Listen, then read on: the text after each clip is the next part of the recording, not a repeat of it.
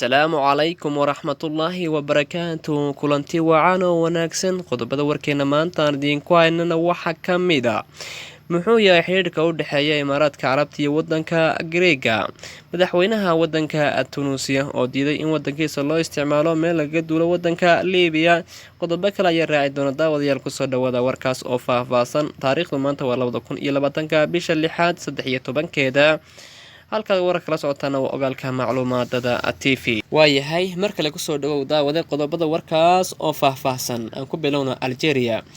wasiirka arrimaha dibadda ee wadanka Algeria Samre Gamadou ayaa waxaa khadka telefoonka kula soo hadlay wasiirka arrimaha dibadda ee wadanka Spain kaasoo lagu magacaabo Arango Gonzales. sidoo kale waxaa kula soo hadlay wasiirka arrimaha dibadda ee wadanka Talyaaniga Luigi Daimo. sidoo kale waxaa kula soo hadlay wasiirka arrimaha dibadda ee wadanka Ireland kaasoo lagu magacaabo Simon Confe. dhammaanba waxay ka wada hadleen xaaladda wadanka Liibiya iyo sidii loo dejin lahaa xaaladda wadanka Liibiya.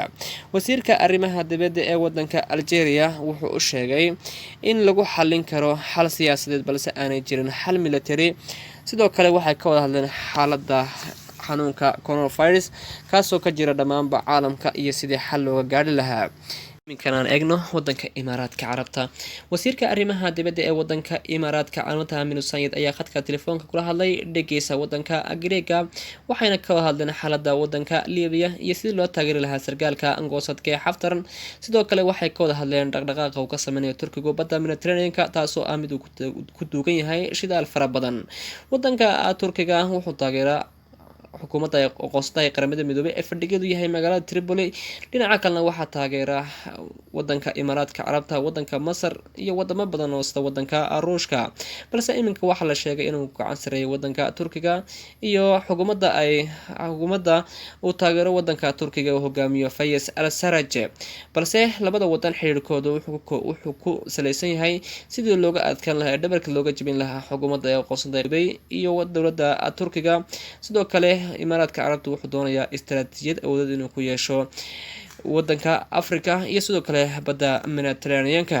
balse iminka waxaa la sheegay xiriirkan cusub inuu yahay qeyladhaan uu dirayo wadanka imaaraadka carabta uu ku doonayo inuu awood ku yeesho. sidoo kale wuxuu u qeyshaday Israel taasoo ah cadowga wadanka Turkiga iyo Greek oo ah wadanka cadowga wadanka Turkiga.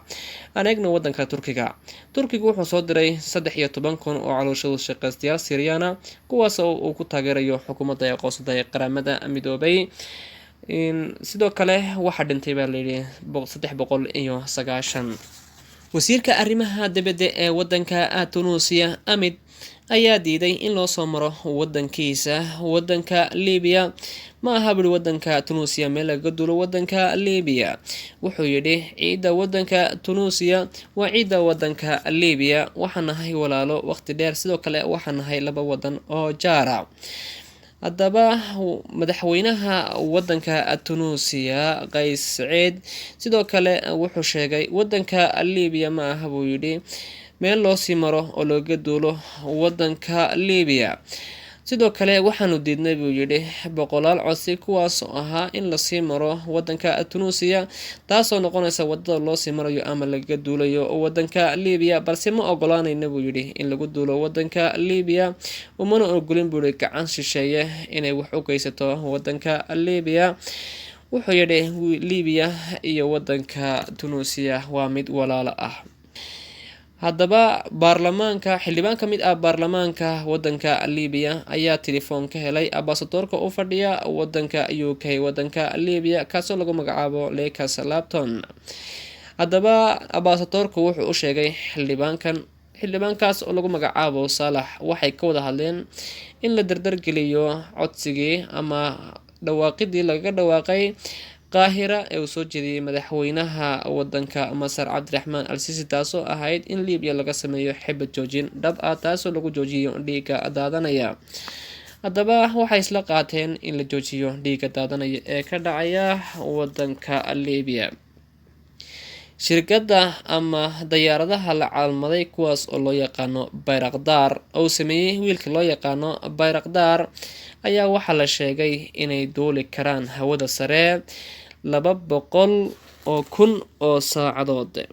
haddaba diyaaradahan wax almaday wadamo badan sida wadanka Ukraine, wadanka Pakistan iyo wadamo badan kuwaas oo doonaya inay iibsadaan diyaaradahan kuwaasoo ah mid la calmaday, kuwaas oo ku jira haddaba kaalinta koobaad oo ka qaaday wadanka Mareykanka ayay codsadeen wadamo badan. diyaaradahani waa nuuc cusub kuwaasoo ah mid aanu raadaladu qaban karaynin. aan eegno Liibiya. ciidamada ay aqoonsan tahay qaramada midoobay ee loo soo gaabiyo GNA ayaa waxay xidheen 10 ka mid ah ciidamada Khalifa Haftar kuwaasoo u dhawaabay yidhaahdeen magaalada Tarhuna.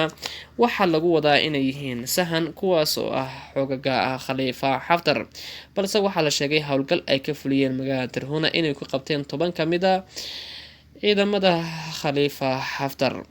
wasiirka caafimaadka ee wadanka Liibiya Aamin al-Hashimi wuxuu sheegay miina ku qaraxday koonfurta magaalada Tripoli inay ku dhintaan 7 qof sidoo kalena ay ku dhaawacmeen tiro intaa ka badan. wasiirku wuxuu sheegay inay ku aasan yihiin meelo fara badan miinooyin sidoo kalena la helay xabaalo waradeedyo sida magaalada Sirta iyo magaalada Tarhuna taasoo laga helay xabaalo waradeedo fara badan. Kaan eegno wadanka Jaynaha.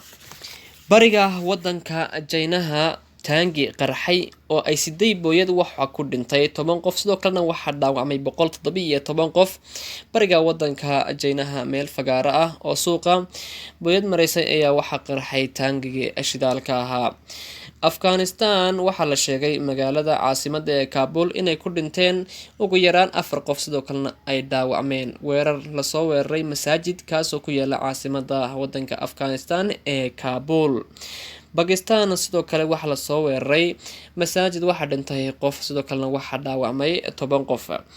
wadanka Turkiga. haddaba galbeedka wadanka Turkiga 2 taran oo isku dhacay waxa ku dhintay 3 qof sidoo kale waxa ku dhaawacmay tiro intaa ka badan. daawadayaal waxaan qodob idinka haynay dhamaanba dunida daafaca caalamka waa naga inta ku kulmi doona mid la madaxda ka tagay. assalaamu calaykum waraxmatullaahi wabarakaatuh.